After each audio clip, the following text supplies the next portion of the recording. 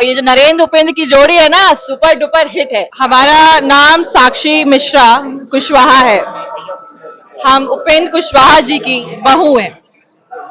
काराकाट का माहौल एनडीए में हो चुका है, एनडीए तय हो चुका है। यहाँ से आरएलएम के राष्ट्रीय अध्यक्ष माननीय उपेंद्र कुशवाहा जी भारी मतों से विजयी होने जा रहे हैं। 4 जून को आप लोग भी लाइव दिखाइएगा। अच्छा, पवन सिंह निर्दलीय मैदान में है, वो जितने भी वोट लाएंगे क्या वो बीजेपी का वोट काटेंगे, एनडीए के वोट काटेंगे या फिर महागठबंधन? देखिए, चुनाव में कोई भी खड़ा हो जाता है, कोई भी खड़ा हो सकता है ना, ये तो लोकतंत्र की खूबसूरती है। तो जो भी है, अब उस पे हम क्या बोले। जो उनका वोट है उनका वोट है, जो भाजपा का वोट है वो कहीं नहीं जाने वाला। भाजपा कैडर का वोट कहीं नहीं जाना। सबको नरेंद्र ही चाहिए, नरेंद्र मोदी ही चाहिए पर प्रधानमंत्री के रूप में, और काराकाट में उपेंद्र ही चाहिए। और ये जो नरेंद्र उपेंद्र की जोड़ी है ना, सुपर डुपर हिट है, समझे।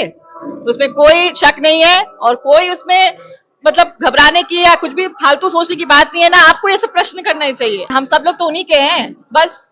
तो नरेंद्र मोदी तय है, प्रधानमंत्री बन रहे हैं और उपेंद्र कुशवाहा जी काराकाट से सांसद बनते हुए मंत्री बन रहे हैं। उपेंद्र कुशवाहा जी के बेटा हुए। क्या लग रहा है इस बार काराकाट का माहौल अपना क्षेत्र विधानसभा में क्या लग रहा है? माहौल यहाँ पे बिल्कुल एनडीए के पक्ष में एक तरफा है, बिल्कुल एक तरफा है। कोई लड़ाई दिख नहीं रही है।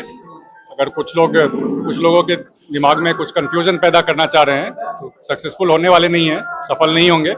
पूरा का पूरा समाज, सारे वर्गों का सपोर्ट मिल रहा है, तो लड़ाई एक तरफा है। बिल्कुल आसानी से जीत होगी और 4 तारीख को इसका परिणाम आपको दिख जाएगा। सर, आपके पिताजी को जो चुनाव इस बार लड़ रहे हैं उनका विशेष मुद्दा क्या है सर चुनाव लड़ने में? विशेष मुद्दा देखिए, चुनाव खाली काराकाट की बात नहीं है। आप देखिए, देश का चुनाव हो रहा है, देश का चुनाव होता है, लोकसभा का चुनाव होता है देश का नेतृत्व तय करने के लिए। तो देश का नेतृत्व तय करने के लिए चुनाव हो रहा है, तो देश में नेतृत्व के सवाल पे आप पक्ष के लोगों से नहीं, विपक्ष के लोगों से भी बात कर लीजिए, तो आप ऑफ कैमरा इस बात पे आपसे जरूर सहमत होंगे कि नरेंद्र मोदी जी जैसा चेहरा कोई है ही नहीं। तो सबसे बड़ा मुद्दा तो यही है कि देश का मजबूत नेतृत्व हो। मजबूत नेतृत्व होगा तो विश्व भर में देश की ख्याति और बढ़ेगी, और जो काम का सिलसिला, विकास का सिलसिला जो बढ़ते आ रहा है वो और आगे बढ़ते जाएगा। और दूसरे साथ साथ एक चीज ये भी है कि जो पहले 2005 से पहले जो भी कमियां थी हमारे समाज में, वो सब दूर हो रही हैं। जो अलग अलग जातियां आपस में लड़ते रहती थी, सुरक्षा का मुद्दा था, ये सारे मुद्दे अब गौन होते जा रहे हैं, क्योंकि अब एक मजबूत सरकार है तो लोगों के मन में एक विश्वास है कि फिर से हम लोग को उस पुराने दौर में नहीं लौटना है। तो बस यही मुद्दा है।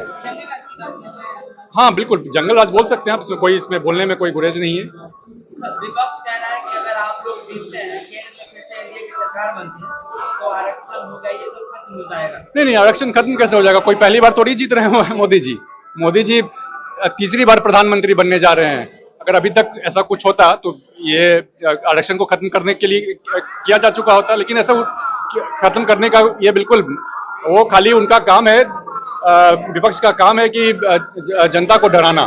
तो बस उनका कई तरह से डराते हैं, कोई डराने के सिलसिले में उनका एक नया सिगुफा है और कुछ नहीं है। कुशवाहा जो वोटर होते हैं, कुशवाहा जाति के वोटर, वो माने जाते थे बीजेपी के साथ, लेकिन राजा राम सिंह वो भी कुशवाहा, क्या इस बार कुशवाहा जाति में नहीं, टूट का सवाल नहीं है। बताया जैसे कि देश का चुनाव हो रहा है, लोग बस नेतृत्व देख रहे हैं नरेंद्र मोदी जी की तरफ, तो पूरा का पूरा समाज एकजुट होकर वोट कर रहा है, तो टूट का कोई सवाल नहीं है। जात पात पे वोटिंग नहीं हो रही है, पूरा समाज एकत्र है।